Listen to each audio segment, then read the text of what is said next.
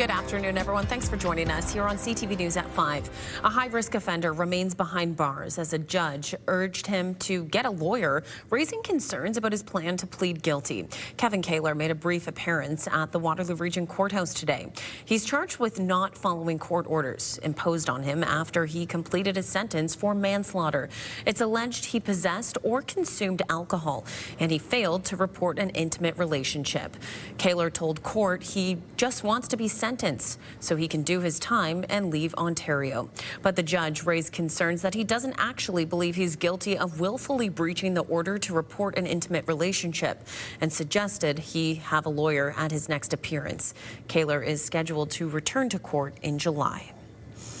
We're learning more tonight about how the children who died in a crash in Mapleton Township last week are being remembered. A funeral for the 5 children who were killed will take place tomorrow afternoon.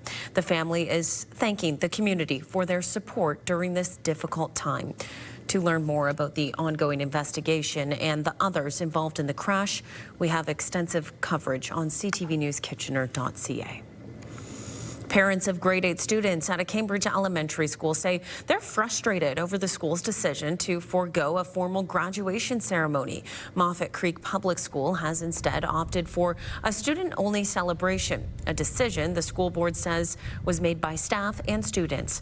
But parents and families say that decision wasn't properly communicated, and they wish they had had a say before it was too late. It should have been something that the grade 8 parents were contacted about and spoken to about before the decision had been made. It definitely should have been an open conversation, and we should have had some sort of say because we're the parents. At 6, CTV's Alexandra Hollick dives into the discussion among families, and here's what the school board has to say. And let's take our first check on the forecast. Much more pleasant conditions throughout today to end off the week than what we saw through the middle of the week. As you can see, that system has since made its way east, affecting the Ottawa area towards Quebec as well. But here in Waterloo Region, dry conditions, fairly gusty winds still out there today, but temperatures just below seasonal, 20 degrees right now in Waterloo Region. Many communities just hovering that 20-degree mark as well. Coming up in the full forecast, we'll find out how the weekend looks as well as the first official day of summer. For now, a live look outside from the boathouse in Kitchener's Victoria Park. Yeah, a little gusty, but hey, what a perfect evening for a Friday night patio dinner. Looks like some people are already out there starting to enjoy. We're going to take a quick break, tell you what you need to know as we do enjoy a celebration of the KW comic art and creativity, showcasing the talent of the community's authors and illustrators. It's happening tomorrow at 11 a.m. at Gaukel Block in Kitchener. We are celebrating all the dads this weekend as Sunday marks Father's Day. What better way to do so than with a barbecue grill for Dad this weekend? Ted Reeder's here to show us what's up. Great to have you. Great to be here. And happy Father's Day to you. Thank you very much. It's good to be a dad. I love my kids. They're awesome. Hello, kids. And thank you very much. You know what I like? Keep it simple. And one thing that a lot of dads like, I think, is surf and turf, and we're doing a take on that today. We're doing a sandwich. Sandwich is like my favorite food. Okay, it doesn't mine matter. too. I like good bread, and so we're making a steak sandwich, and then I thought, well, you know, a steak sandwich is pretty simple, so let's do a shrimp and steak sandwich. So it's a surf and turf sandwich. We made some chimichurri, and we're just going to go to town. So we've started a couple here, but the first thing is, I'm using beef tenderloin today, but you could use a New York strip. Okay. All right, you could use a rib steak. You do this with a skirt steak, a flank steak, whatever you want. Okay. This is an 8-ounce fillet, so I want this to cook hot and fast. Mm-hmm. So nice even medallion. If you press them too flat, they're going to cook too fast on the grill. So plump up the meat when you do it. Okay. All right. Then we're going to take tip. a little. This is a Herbie garlic oil. So we're just going to season it with some of that, rub it on, all around, flip it over, a little bit there. Okay. Love it. And then we're going to take a little bit of my bone dust steak spice. Nice. You don't need a lot. Little goes a long way. Okay. Plump it up like that. Get all the sides together. And you don't have to bring your steaks to room temperature. Just leave them in the fridge, take them out 15 minutes before, season them, and then straight onto the grill. All right, easy, just like that. A couple of medallions happening right there. We've got some toast here. Now we'll start up with some shrimp. These are just 21, 25 little shrimp, and we put them on a skewer. Yep. All right, I'm going to take some lemon pepper seasoning. That's it. Just that. And you just went in with that same chimichurri. That's it. Little herby garlic oil, just like that. Okay. All right, just mix it up. Use your fingers, gently toss it about. And then right at the end, where'd it go? I have a little bit of salt down here. Touch of salt to get it. And these Perfect. are just going to go over here. This side's a little lighter.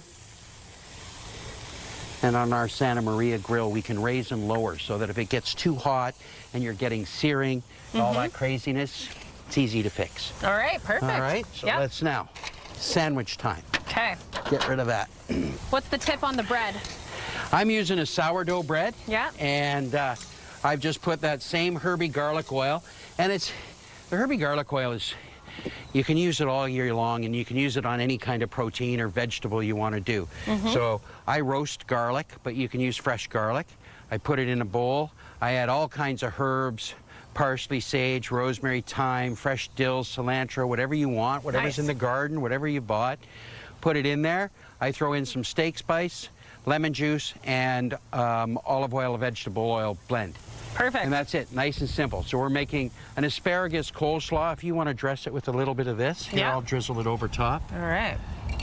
So we've used a peeler to shred the asparagus. So you take it. I really like that idea. That's great. Show you, but that's a great idea. You just pull it together and cut the head, the top, the spear of the top of the spear, cut it in half, and so you get this nice little bit, and I'm going to add just a little balsamic glaze to it. What a great idea. Just a touch like that. Nice. Awesome. All right. All right, we'll get this mixed up. And back over here, the toast is toasting. If you want, you could put some cheese on this, but really, it's not necessary. So then, just going to flip it over. So you'll see it started to come up on this side. The juices started coming to the top of the steak. Yep. And that's really what you want to do, is just when they start to come, flip it over, and we're going to be a short time, and that'll be ready. This still needs some time on there. Move it. All right. Toast is good. So, there's one toast. I'll put that there. We're doing an open face. We're doing an open face. So, Okay, awesome. first little is we're going to take this. This is a horseradish mayonnaise, all right? And it's got a lot of horseradish in it. It's nice and simple. That's your base, okay? Next up, we take our steak. So we'll grab these two medallions. Okay. We're And then slicing them up. we're gonna, a little bit on the bias, right? You see that beautiful pink center like that? You don't want to overcook tenderloin, so you put it like that, all on across the top, right? Let it sit there. Okay. Now we take a little bit of chimichurri. This is parsley and This is the dill. chimichurri, This okay. is the chimichurri. So you've got the Mixed it up. parsley, dill, some chilies, malt vinegar, lots of garlic in there as well, just over top of the steak like that. All right. It is looking and smelling amazing. And then our shrimp. There, take seconds. There we go. And then we got to Nice and add easy. our salad too, right? And our salad, that's going to go on. We're going to put a little bit of the slaw. Just there, yeah. You don't need much. Perfect. Right, just top it with that, and then set your shrimp on top. And there you Just have like it. that. I don't know what dad is not going to like that open face sandwich for Father's Day. It's a great breakfast. You could add a poached egg to that and just wake up and go, okay, I can start the whole Father's Day celebration. Exactly. Bring on the goodness. And we're looking at perfect weather to get outside and grill for Dad. Ted, That's happy it. Father's Day. Thank you. Thank you. Can confirm was absolutely delicious. Okay, taking a break, tell you what you need to know. Make a stained glass honeycomb sun catcher at a workshop in Waterloo this weekend. It's happening at the Canadian Clay and Glass Gallery tomorrow. There are 2 sessions, the first at 10 and the second at 2 p.m.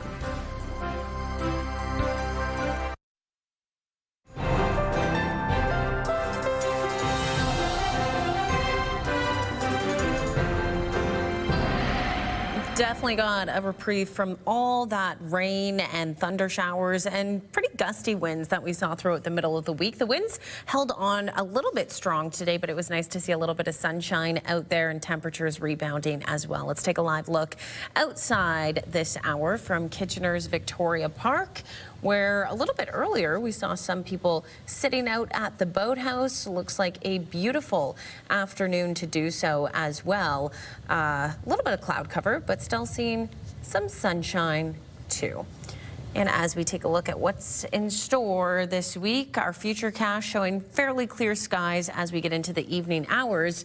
A little bit of cloud cover building up into the overnight hours. We will see that increasing cloud cover throughout the morning hours on Saturday. As you can see, that system is approaching the extreme southwest a little bit earlier with it, bringing some scattered showers to the Windsor area through Chatham, Kent and Port Stanley. We'll likely see a little bit of a passing shower through the late afternoon, evening hours here in Waterloo Region. Nothing too impactful, but expect to see a little bit of drizzle out there.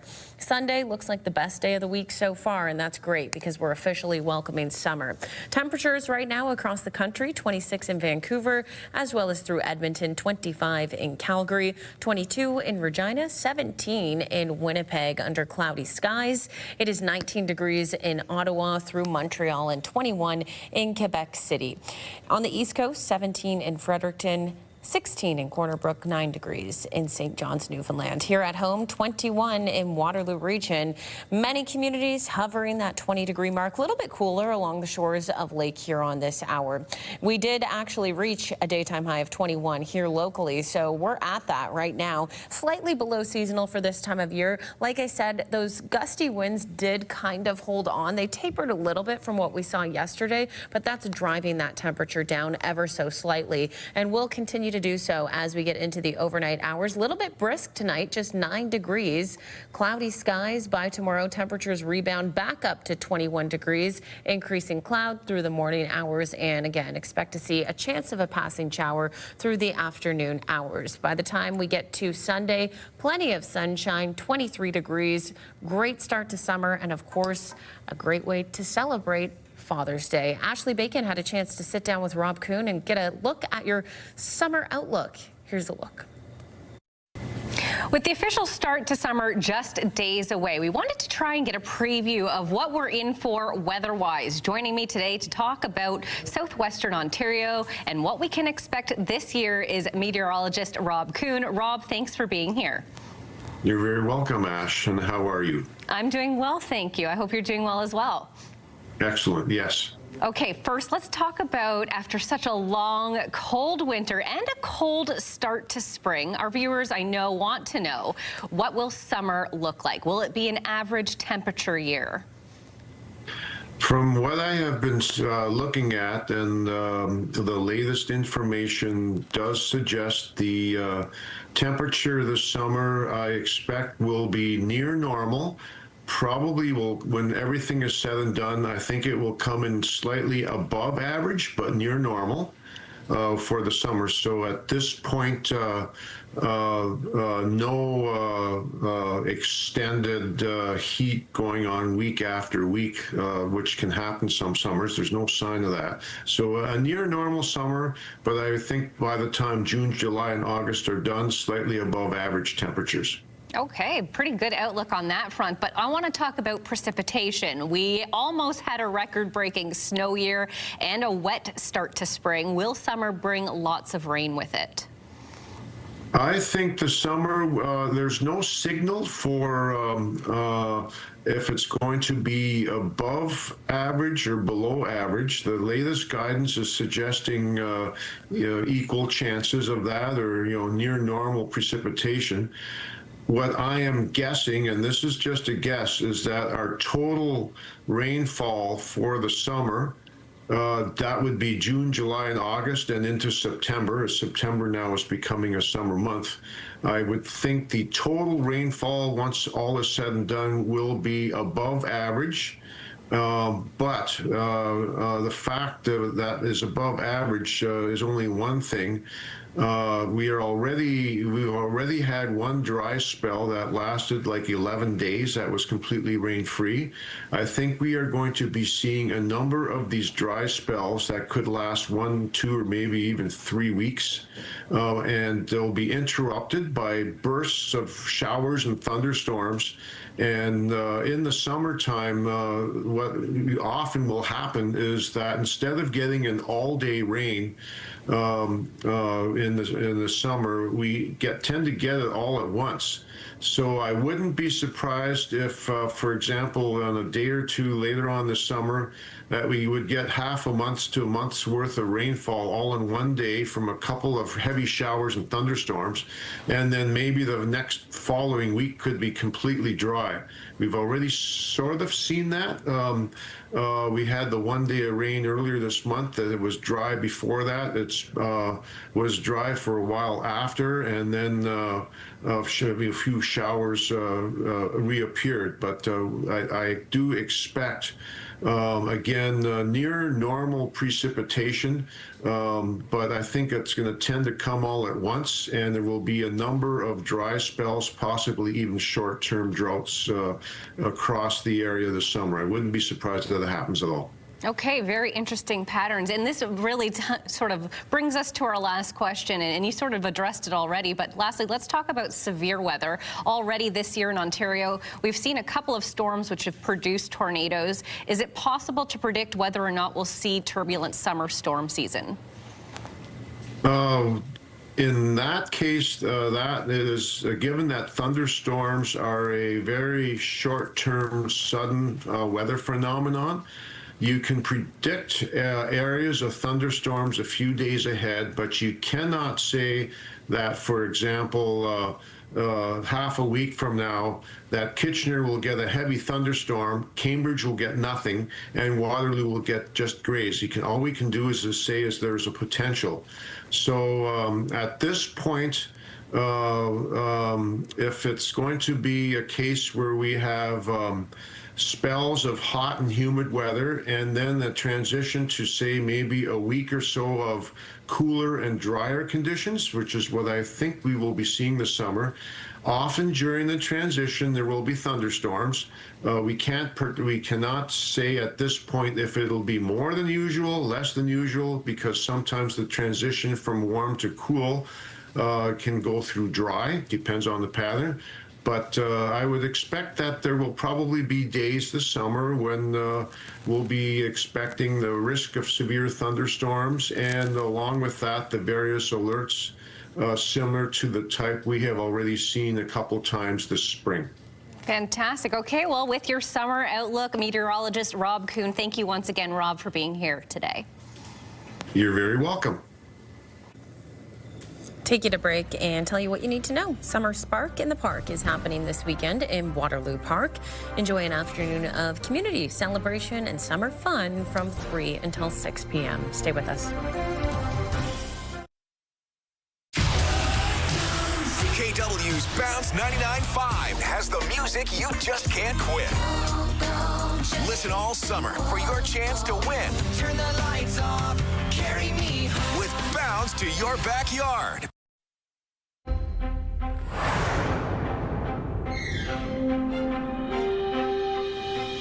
Here's the final 5 stories we're following on this Friday afternoon. The Guelph Food Bank has an unusual problem. They have too much pasta and not enough sauce. The organization recently received a big donation of dried noodles, and they need something to pair it with. But a growing number of users, the food bank says, is also in urgent need of many other non-perishable items. Now that includes peanut butter, canned tuna, canned beans, as well as sauce. The food bank says donations typically drop off in the summer, but the number of users increases as kids are home from school. Donations can be dropped off at local grocery stores, fire halls, or at the Guelph Food Bank's main warehouse. Just doesn't complete a meal, so if they don't have the means in their budget to be able to purchase, then they're finding ways to use it, or they hold on to it until they can have access to sauce. This is our highest needs time. It will increase over the summer, and yet our donations go down. So it's not the right direction for balancing out people to the amount of food that we get donated. Colton Weens will have more on the call for food and a Cambridge-based app that hopes to make donating easier tonight at 6. 2 confirmed human cases of Lyme disease are being reported by Waterloo Region Public Health. They're also reporting 1 probable case of the disease. This comes after 2 black-legged ticks in Waterloo Region tested positive for the bacteria that causes Lyme disease. Public Health says the positive ticks are not related to the positive human cases. A new report says the province needs more than 1 million university graduates over the next decade if it wants to keep up with labor market demands. The report was conducted by Stokes Economics on behalf of the Council of Ontario Universities. It found the number of graduates that will be needed to fill job openings in careers that typically prefer a university education is roughly 56,000. The 3 fields with the greatest demand are STEM-related jobs, with those industries needing more than 200,000 graduates over the next decade. The Kitchener-Waterloo-Stratford-Perth Humane Society is hoping the public can help raise money for a kitten who needs both his eyes removed. 8-week-old Reginald was found in the gravel at the side of a road. His right eye had ruptured and he almost lost vision in his left eye. He needs surgery to remove them both in order to live a pain-free life, but it comes with a cost. The Humane Society is hoping to raise $7,500. The operation is scheduled for the end of the month. We have details on how to donate on our website. The crowd on their feet, the whistle in the mouth of the referee. It is Canada's first ever World Cup win, and what a way to get the victory. And finally for us, Canada's men have their first ever win at the World Cup with a dominant defeat of Qatar. Canada took control, scoring just under 30 minutes into the match and never looked back. The final score, 6-0. Up next, they'll take on Switzerland Wednesday at 3 p.m. Of course, you can watch that on TSN, CTV, and on Crave. And it looked like quite the watch party out there in downtown Kitchener last night. Lots of people out cheering on Team Canada. All right, we will leave it there. Of course, happy Father's Day to all the dads out there who are celebrating this weekend. We'll be back at the top of the hour with your next local news. Have a great weekend. Good night.